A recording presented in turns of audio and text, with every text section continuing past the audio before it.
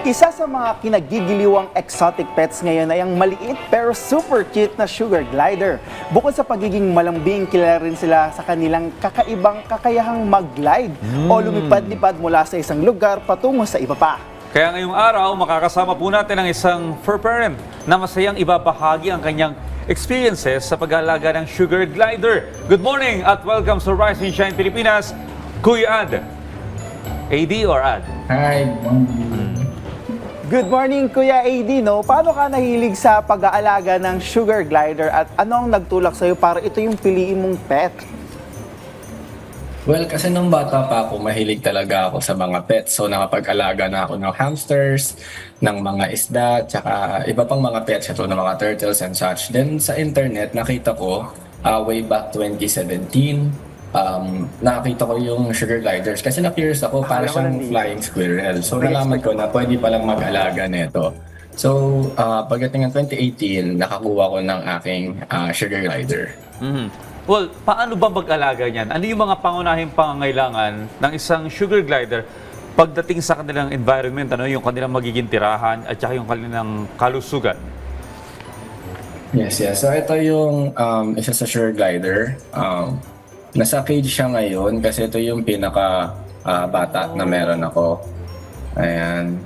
So, kung mag-aalaga ng sugar glider, kailangan sila ay nasa malaking cage kasi they tend to glide or magtatatalon. So, ayun talaga yung pinaka ginagawa nila. So, sugar gliders are very lovable pets. Sobrang playful nila. At saka, kailangan talaga nila ng time. So, kung mag-aalaga nito, kailangan lang natin sila pakainin during the night since they are nocturnal. So, sa gabi sila gising. Well, napag-uusapan natin yung environment, ano, hindi ba siya kailangan safe sa mga ibang uri ng hayop? Halimbawa, pusa, hindi ba siya delikado doon? Kaya kailangan yung nasa loob lang siya ng bahay kung wala kang malaking cage?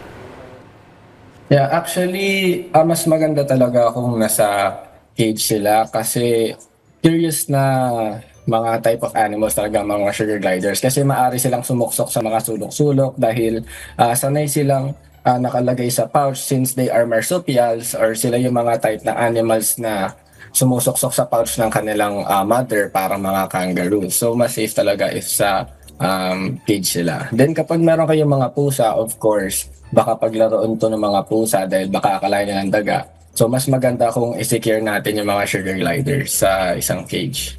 Oh, alam niyo na mga ka-RSP, no? Ilayo sa ibang hayop, dapat sa safe na lugar, no? Dahil napag-uusapan tong pet na to, ano yung dapat na pagkain na ibigay sa mga sugar gliders? Ano ba yung dapat iwasan para mapanatili na sila ay malusog?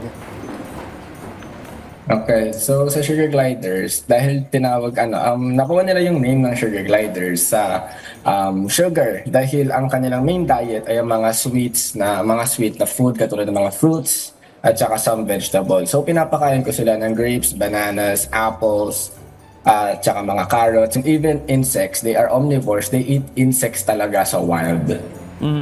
Ano yung mga dapat iwasan, ano? At saka yung mga tips mo para sa mga nagnanais mag-alaga ng sugar glider dito sa ating bansa? Okay, so isa sa mga dapat iwasan dito is yung mga chocolates. Although they like sweets, hindi nila ma-breakdown yung mga artificial or yung mga chocolates na katulad ng pagkain ng tao. So para sa pag-aalaga ng gliders, kailangan talaga ng bigyan niya sila ng time dahil isa sa mga pinakamahirap dito ay yung pag-tame sa kanila. Kasi sugar gliders tend to be aggressive lalo na kung hindi nila kilala yung tao na mag-handle sa kanila. So nangangagat din ang mga gliders.